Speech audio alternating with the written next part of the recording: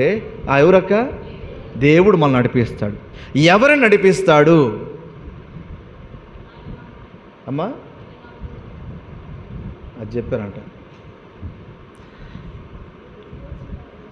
విమోచింపబడిన వారిని, విడుదల పొందిన వారిని, తన ప్రజలను, ఏర్పరచుకున్న వారిని దేవుడు ఏం చేస్తాడు?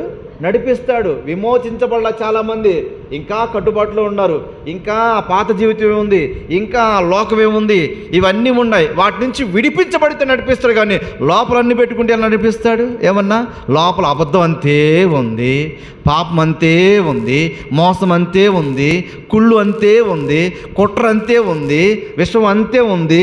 అన్నీ లోపల పెట్టుకొని నడిపిస్తాడంటే ఎలా నడిపించాడు? అవన్నీ, అందుకే పాతవన్నీ గతించిపోవాలా, నువ్వు ఎప్పుడు క్రొత్తగానే ఉండాలా, అప్పుడు నడిపిస్తాడు.